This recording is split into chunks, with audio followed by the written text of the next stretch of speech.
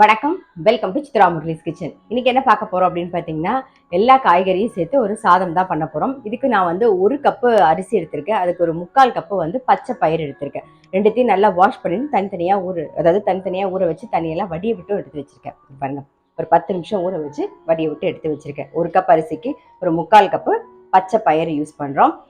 இப்போ என்ன பண்ண போறோம்னா, ஸ்ட்ரெயிட்டா குக்கர்ல வந்து நல்லெண்ணெய் விட்டுருக்கு. அது நல்லா காஞ்சிருக்கு. கடுகு, வெந்தயம் தாளிச்சுக்கலாம். நல்ல பெரிய சைஸ்ல ஒரே ஒரு வெங்காயம் கட் பண்ணியிருக்கேன், அதையும் சேர்த்துக்கிறேன். ரொம்ப சிம்பிளான ஒரு ரெசிபி. நீங்க டிஃபன் பாக்ஸ்க்கு கொண்டு போறதுக்கும் நல்லா இருக்கும், வீட்டில் சாப்பிட்றதுக்கும் ரொம்பவே நல்லா இருக்கும். இது கூட கொஞ்சம் கருவேப்பிலையும் சேர்த்துக்கலாம். காய்கறி வந்து இந்த காய்கறி தான் இருக்கணும்னு இல்லை, என்ன காய்கறி இருக்கோ அதை யூஸ் பண்ணிக்கலாம். நான் வந்து இன்னைக்கு என்ன பண்ணியிருக்கேன்னா, மாங்காய், அதுக்கப்புறம் மாங்காய் ஒரு சின்ன பீஸ் இருந்தது, அதனால மாங்காய், பெங்களூர் கத்திரிக்காய், கேரட்டு, அவரைக்காய்.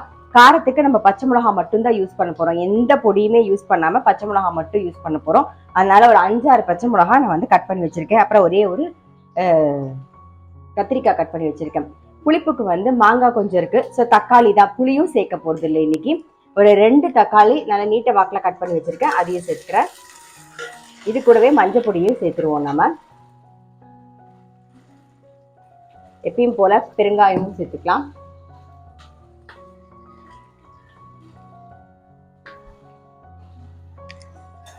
கொஞ்சம் வதங்கட்டும்.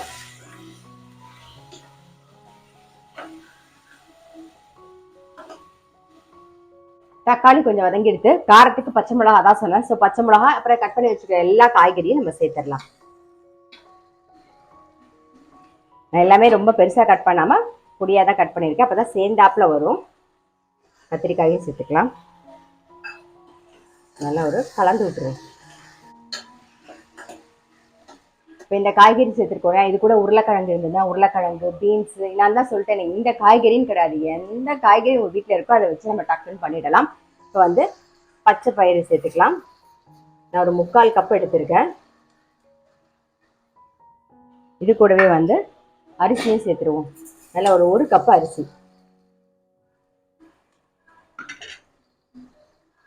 இது எல்லாத்தையும் மிக்ஸ் பண்ணிட்டு தேவையான அளவு தண்ணி விட்டுடலாம். நான் வந்து கரெக்டாக வந்து ஒரு 4.5 கப்பு தண்ணி சேர்க்க போறேன். ஏன்னா தக்காளியில வந்து கொஞ்சம் தண்ணி விடும் இல்லையா, அதனால கரெக்டா இருக்கும். ஒரு 4.5 கப்பு தண்ணி சேர்த்துக்கலாம். நாம இன்னும் உப்பே சேர்க்கல, உப்பையும் சேர்த்துருவோம். இதுக்கு தேவையான உப்பை சேர்த்துடலாம். தண்ணி வந்து நான் கரெக்டாக வந்து இந்த கப்பில் எடுத்துட்டேன், அதாவது இந்த டம்ளரில் எடுத்துட்டேன். நீங்கள் டம்ளரோ கப்போ எதில் வேணாலும் அளந்துக்கலாம், உங்களுக்கு எந்த அளவுக்கு வேணுமோ அந்த அளவுக்கு எடுத்துக்கலாம். ஸோ நான் இந்த டம்ளரில் அளந்துட்டேன். இதில் ஒரு 4.5 கப்பு தண்ணி, அதாவது ரொம்ப குழையவும் வேண்டாம், ரொம்ப உதிரியாக இருக்க வேண்டாம், அந்த மாதிரி தான் நான் இப்போ வந்து இந்த சாதம் பண்ண போகிறோம். நாம கரெக்டாக ஒரு 4.5 கப்பு. குக்கரை மூடிடுவோம்.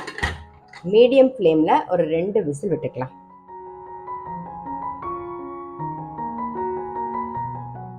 மீடியம் ஃப்ளேமில் 2 விசில் விட்டாச்சு. ஸோ ப்ரெஷரும் அடங்கிடுத்து. நம்ம இப்போ திறந்து பார்க்கலாம்.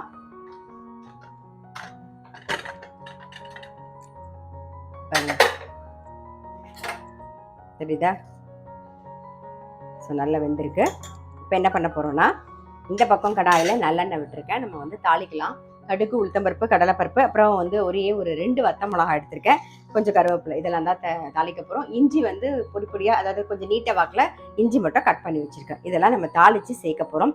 லாஸ்ட்டாக தாளிக்கும் போது ஒரு வாசனை, நீங்கள் முன்னாடியே தாளித்து பண்ணும்போது ஒரு வாசனை, அதனால தான் முன்னாடி வந்து நான் வெறும் கடுகு மட்டும் தான் தாளிச்சிருப்பேன். அதே மாதிரி குக்கர், அந்த சாதம் வேகிறதுக்கு குக்கர் எந்த அளவுக்கு விசில் விட்டால் உங்களுக்கு கரெக்டாக இருக்கும்னு உங்களுக்கு தான் தெரியும். ஸோ அந்த குக்கருக்கு தகுந்த மாதிரி நீங்கள் வந்து அவங்கவுங்க வீட்டு குக்கருக்கு தகுந்த மாதிரி விசில் மட்டும் கரெக்டாக, சாதம் வேகிறதுக்கு அது மட்டும் கரெக்டாக பார்த்து பண்ணிக்கோங்க. இப்போ கடுகு, உளுத்தம்பருப்பு, கடலைப்பருப்பு சேர்த்துடலாம்.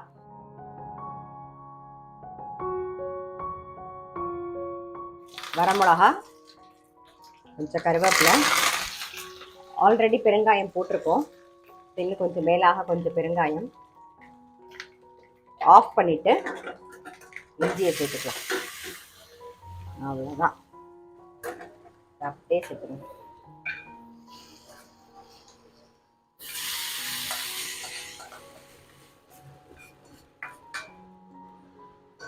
மிளகாய், கொத்தமல்லியும் போட்டுருவோம். ஜஸ்ட் அப்படியே மிக்ஸ் பண்ணி விட்டுருங்க. பாருங்க, நம்மளுடைய வெஜிடபிள் சாதம் வந்து ரெடி. காய்கறி கலவை சாதம், பச்சை பயிறு சேர்த்து நல்ல ப்ரோட்டீன் ரிச்சாக இருக்கும், ரொம்பவே நல்லாயிருக்கும். ஸோ ரெடி ஆகிடுது. இதுக்கு வந்து அப்பளம் இல்லைன்னா சிப்ஸு ரொம்ப ரொம்ப டேஸ்ட்டாக இருக்கும். நம்ம அரிசி அப்பளம் ரொம்பவே டேஸ்ட்டாக இருக்கும். ஸோ நீங்கள் அது கூட இருந்ததுன்னா ட்ரை பண்ணி பாருங்கள். எப்பயும் போல் மேலாக ஒரே ஒரு ஸ்பூன் நெய், அவ்வளோதான். இந்த டிஃபன் பாக்ஸ்க்கும் நல்லாயிருக்கும், வீட்டில் சாப்பிட்றதுக்கு கொடுக்குறதுக்குமே ரொம்பவே நல்லாயிருக்கும். ஸோ இந்த மாதிரி ட்ரை பண்ணல அப்படின்னா டெஃபினட்டாக வந்து பச்சை பயிறு எல்லா காய்கறியும் சேர்த்து ஒரு ரைஸ் ட்ரை பண்ணி பாருங்கள். நான் அடுத்த வீடியோவில் சந்திக்கிறேன்.